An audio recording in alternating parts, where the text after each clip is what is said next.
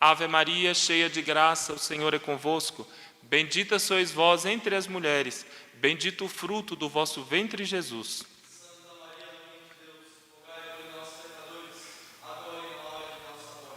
Aqueles que em casa estão de pé, sentem-se, por favor. Já que estamos em quarentena e especialmente aqui no estado de São Paulo, com uma cobrança muito grande que não saíamos de casa, então eu tinha pensado em fazer uma homilia de 3 minutos, mas já que estamos de quarentena e não podemos sair de casa, quiçá uma homilia de 30 minutos ou um pouco mais, para podermos, de alguma forma, estarmos juntos, nos olharmos e nos querermos bem. Porque não há melhor lugar para conviver, para amar, do que estar ao lado de Deus, estar ao lado do altar, estar ao lado de Nossa Senhora. E como foi dito há pouco, nesse mês de maio, vamos estar ao lado de Maria, vamos fazer companhia a ela, para que ela também faça companhia a cada um de nós, e de modo especial aqueles que nesse momento mais sofrem por essa epidemia. E a liturgia de hoje se aplica inteirissimamente ao que nós estamos vivendo, aos sofrimentos pelos quais estamos passando com este vírus terrível chamado Covid-19. Alguém pode perguntar, mas nossa, como aplicar a liturgia nesta memória que celebramos hoje de Santo Atanásio? Como aplicar a liturgia para os meus problemas, para a minha vida, para aqueles que sofrem? Eu vou lhes provar. Só que nós temos 2 caminhos, ou melhor, nós temos diante dos nossos olhos, nesse momento, diante dessa liturgia, um exame de consciência. Onde é que eu me encaixo dentro da liturgia? Porque no refrão do Salmo responsorial da missa de hoje, o profeta, salmista e rei Davi afirma: que poderei retribuir ao Senhor Deus por tudo aquilo que Ele fez em meu favor? Portanto, é uma frase que brota de um coração agradecido, de um coração que reconhece a ação de Deus em sua vida. Que poderei retribuir ao Senhor Deus? Amor com amor se paga. Se eu sou objeto de tanto amor por parte de Deus, que poderei retribuir ao Senhor Deus? Mas também a liturgia me cobra um exame de consciência. Em que sentido? Será que eu não me encaixo na repreensão que Nosso Senhor faz aos discípulos no Evangelho da missa de hoje? Quando os discípulos, assustados com as afirmações de Nosso Senhor, disseram: esta palavra é dura, esta palavra é dura. Quem consegue escutá-la? E Nosso Senhor pergunta: isso vos escandaliza? Por quê? Porque diz São João que muitos dos discípulos estavam murmurando. Então, onde que eu me encaixo? Eu me encaixo naqueles que querem retribuir ao Senhor Deus por todas as maravilhas, por todas as dádivas recebidas, por todas as graças recebidas, ou eu me encaixo em outra lista, daqueles que nesse momento, diante dessa epidemia, diante de tanto sofrimento, estou murmurando contra Deus e dizendo: a vida é dura, a palavra é dura, esse sofrimento, essa cruz é muito pesada. Onde que eu me encaixo? Porque eu tenho obrigação de fazer esse exame de consciência, porque se eu me encontro na outra lista dos que se encontram nesse momento murmurando, eu vou aproveitar este mês de maio, vou aproveitar que sou filho de Deus, mas também filho de Nossa Senhora, para pedir perdão e pedir a Nossa Senhora que me tome pela mão e me leve para o outro lado, que me faça fazer parte da outra lista, daqueles que, apesar de tanto sofrimento, de tanto medo, de tantas provações, eu sou grato a Deus. Porque é verdade que nesse momento a humanidade sofre, é verdade que o Brasil sofre, é verdade que alguns estados do Brasil, de modo especial, sofrem, como o Amazonas, de modo especial a cidade de Manaus, mas não só a humanidade, não só o Brasil, não só esses estados aqui citados, mas nós individualmente, cada um de nós, quantos benefícios recebidos das mãos dadivosas de Deus? Temos muito mais que agradecer do que murmurar, reclamar, queixar. E a liturgia da missa de hoje vem chamar-nos a atenção, vem puxar as nossas orelhas, porque nós temos, na primeira leitura, extraída dos Atos dos Apóstolos, 2 milagres, uma cura e uma ressurreição. Enéas, que estava acamado, e Talita, que tinha morrido. E São Pedro, o Papa foi ao encontro de suas ovelhas. É muito bonito isso, e vamos aplicar para a nossa vida, mas para os dias de hoje. É muito bonito que o Papa Santo, São Pedro, ele não ficou em casa, ele foi ao encontro das suas ovelhas, daqueles que estavam sofrendo, e foi até a casa de Enéas, que estava enfermo, e, para não alongar muito, curou Enéas. E Enéas se levanta curado, Talita já morta. Chamaram São Pedro vai até a casa de Talita e ressuscita Talita. Uma pequena reflexão sobre a primeira leitura. São Pedro, Papa, primeiro Papa, ele opera esses prodígios, cura Enéas, ressuscita Talita. Ele foi o primeiro Papa de que igreja? Católica, apostólica, romana, ou seja, a nossa igreja. A quem São Pedro invocou? A que Deus? Hindu? De outra religião da época? Não. A quem São Pedro recorreu? Ao Deus de Abraão, ao Deus de Isaac, ao Deus de Jacó, ao nosso Deus, ao mesmo Deus que ressuscitou Lázaro, ao mesmo Deus que multiplicou os pães e os peixes, ao mesmo Deus que vai se fazer presente daqui a alguns minutos sobre este altar e vai se oferecer a cada um de nós em corpo, sangue, alma e divindade. Passaram-se 2000 anos destes milagres, e eu lhes pergunto, será que a religião da qual fazia parte, faz parte, São Pedro, deixou de existir? Não. Será que o Deus ao qual São Pedro recorreu se aposentou? Já não existe mais? Ou resolveu fundar uma outra religião? Não. É o mesmo Deus. É o mesmo Deus. Portanto, eu lhes pergunto, se São Pedro, recorrendo ao nosso Deus, conseguiu operar esses milagres, por quê? Por quê? Nos dias de hoje, nós não assistimos assim, em número, em quantidade, em qualidade, esses milagres. A religião é a mesma. O Deus é o mesmo, mas o problema não está em Deus. O problema não está na religião católica. O problema está em nós. E o Evangelho responde essa pergunta que acabo de fazer. Diz São João que Nosso Senhor sabia perfeitamente quais eram aqueles que, assim como os discípulos, murmuravam, mas também Nosso Senhor sabia quais eram aqueles, diz São João, que não tinham fé. Está aqui. Entre vós há alguns que não creem. Jesus sabia desde o início quem eram os que não tinham fé e quem havia de entregá-lo. E, depois disso, muitos discípulos abandonaram Nosso Senhor. E Nosso Senhor pergunta para os discípulos, vós também vos quereis ir embora? E esta pergunta que nesse momento de dor, de sofrimento, de medo, de angústia, Nosso Senhor faz a cada um de nós, vós também quereis ir embora?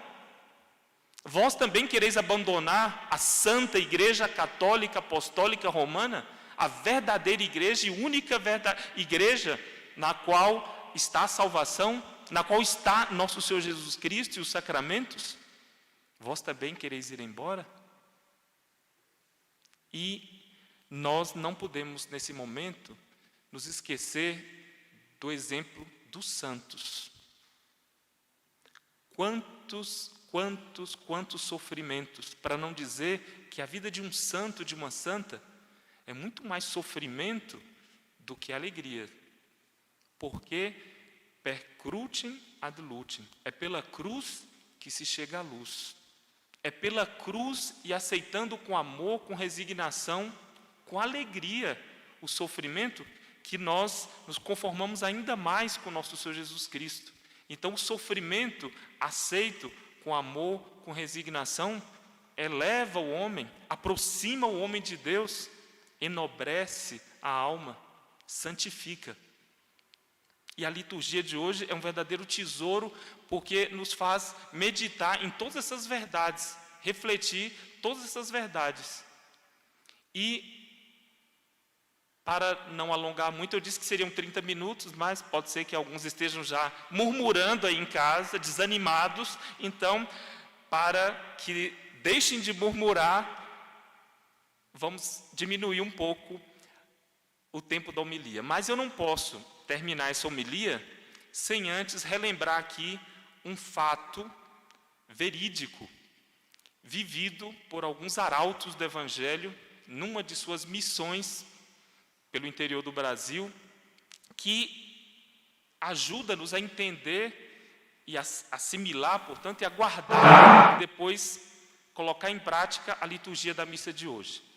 Este fato que eu vou narrar, muitos dos que estão me assistindo em casa já conhecem, porque em missas pelo Pará, por tantos outros lugares do Brasil, tive a oportunidade, em outros cantos também do mundo, na Itália, em outros lugares, em Portugal, na Espanha, de contar esse fato. Porque me parece que é um fato que deve ser repetido, sem perder a esperança de que são esses fatos, esses exemplos que nos ajudam a examinar melhor a nossa consciência, mas também pedir perdão a Deus por tanta ingratidão, por tantos pecados, mas também por muitas e muitas vezes murmurar contra Ele e por faltar com a fé. Trata-se de, ao meu ver, um santo, e tenho fé que ele se encontra nos céus, contemplando a Deus face a face. Trata-se de um homem como nós, de carne e osso, um homem concebido no pecado original, com todas as suas limitações, com todas as suas lacunas, com todas as suas fraquezas, mas que foi visitado ainda criança, com 7 anos de idade, foi diagnosticado com lepra. 7 anos de idade. E eu convido a quem nos assiste de casa, especialmente as mulheres, as mães, portanto aquelas que têm filhos, pensem no que é perder um filho aos 7 anos de idade. Aquele momento em que a criança, com a sua inocência, com a sua vivacidade, traz vida, alegria para a família, para o convívio familiar. Era uma família que tinha vários filhos, esse casal tinha vários filhos, e essa criança, chamada Adalúcio, com 7 anos de idade, no Pará, ele vivia no Pará, foi diagnosticado com lepra.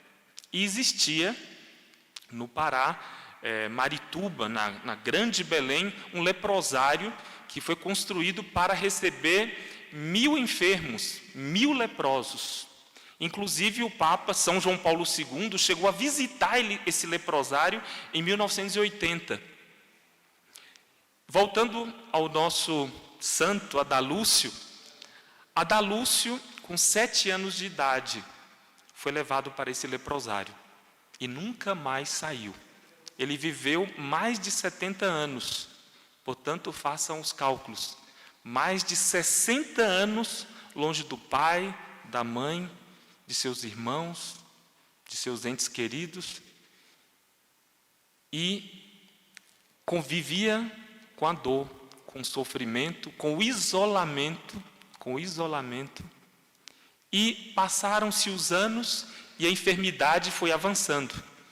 E já com seus 70 e poucos anos, Adalúcio se encontrava no quarto desse leprosário, no norte do país, em Belém do Pará, em Marituba, já sem as duas pernas, já não possuía as duas pernas, as duas mãos ele já não possuía mais, o nariz quase nada, já não tinha mais nenhum dente na boca e escutava muito mal e enxergava ainda muito mal. É difícil, inclusive, de acreditar que um ser humano consiga sobreviver com tanto sofrimento, com tantas limitações físicas, mas estava ali vivo, e muito vivo, como vão ver pelo final da história, vão poder comprovar. E alguns arautos do Evangelho, missionários, foram convidados a levar a imagem peregrina de Nossa Senhora de Fátima a esse leprosário. É algo que, no primeiro momento, assusta, ter esse contato com o sofrimento, com a dor. Quando a dor, o sofrimento visita um ente querido, um amigo, muitas vezes fugimos desse contato com esta pessoa que sofre, e esta pessoa sofre muitas vezes muito mais pelo isolamento, pelo abandono, do que pela enfermidade. E assim era Adalúcio. Quantos dias, semanas, quiçá meses, vivia Adalúcio só com seu sofrimento, só com a dor. E esses missionários arautos foram a esse leprosário e uma enfermeira os ia conduzindo a cada leito para que eles pudessem rezar, levando Nossa Senhora de Fátima a rezar com cada doente, com cada enfermo. Para encurtar a história, chegou no final do corredor, na última habitação, no último quarto, se encontrava Adalúcio. E a enfermeira, já sabendo que a situação de Adalúcio ia causar forte, grande impressão naqueles missionários arautos, ela os preparou primeiro. Olha, vocês vão encontrar um leproso que está nessas e nessas circunstâncias, se encontra desse modo. E ela entrou primeiro para também avisar a Adalúcio que ele ia receber uma visita do céu, ia receber Nossa Senhora. E a enfermeira faz sinal para que os missionários dos arautos entrassem no quarto. E como ele ouvia muito mal, enxergava muito mal, a enfermeira teve que praticamente gritar nos ouvidos de Adalúcio: Adalúcio, Adalúcio, Adalúcio, veja quem veio lhe visitar, Adalúcio, Nossa Senhora veio lhe visitar. E Adalúcio, com muita dificuldade, fazendo um esforço monumental, ele conseguiu visualizar Nossa Senhora, a imagem peregrina de Nossa Senhora de Fátima, e o que sai dos lábios de Adalúcio: Deus é bom, Deus é bom, Deus é muito bom. Poderia ter saído outra frase: por que Deus permitiu tanto sofrimento? Por que Deus me afastou do convívio da minha mãe, do meu pai, dos meus irmãos? Por que tanto isolamento? Por que tanta dor, tanto sofrimento? Mas não. Adalúcio disse como profeta, salmista e rei Davi: Senhor, tuas palavras são espírito, são vida. Perdão, não. Onde é que está o refrão? Perdão. Que poderei retribuir ao Senhor Deus por tudo aquilo que Ele fez em meu favor? Alguém que está me ouvindo nesse momento poderia dizer: e contra-argumentar. Mas se ele recebeu sofrimentos, dores, provações, isolamento, por que agradecer? Primeiro, porque Adalúcio nunca poderia ter existido, poderia não ter sido criado por Deus. Mas Deus deu primeiro a vida a Adalúcio. Deu um pai, deu uma mãe, deu uma família, deu a oportunidade a Adalúcio de louvar a Deus e deu a Adalúcio a compenetração do que Nosso Senhor afirma no Evangelho da missa de hoje. Onde é que está aqui?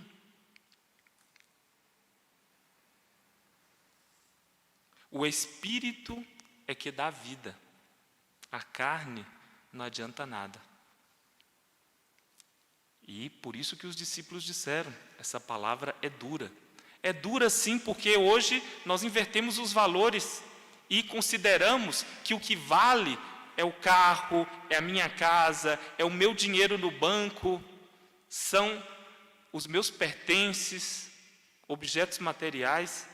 E essa epidemia, essa pandemia está abrindo os olhos de nossas almas para essa realidade, que o que vale é o Espírito. E a carne só vale se esta carne for vivificada pelo Espírito, iluminada pelo Espírito, santificada pelo Espírito. Sem a graça de Deus, sem a ajuda de Deus, a carne não vale nada.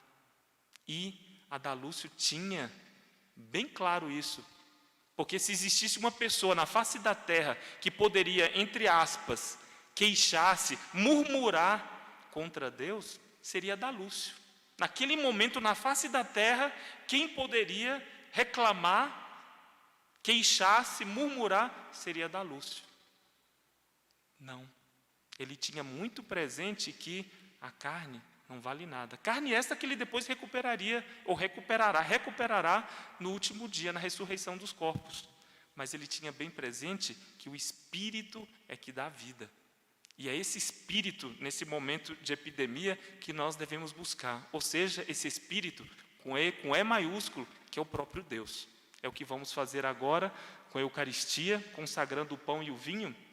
O nosso desejo é que, mesmo estando em casa, todos, comungando, fazendo a sua comunhão espiritual, recebam esse Espírito, Espírito de Deus, que dá vida, que dá alegria, que dá consolação, que dá esperança, que dá confiança e, sobretudo, dá forças para suportar a dor e o sofrimento. Então vamos pedir agora no ofertório e depois na comunhão essa fé de Adalúcio. E apesar de todos os sofrimentos que possam nos assaltar, apesar de todas as dores que possam nos visitar, que nós, como Adalúcio, do fundo de nossas almas, elevemos ao trono de Deus este brado: Deus é bom, Deus é bom, Deus é muito bom. Louvado seja nosso Senhor Jesus Cristo.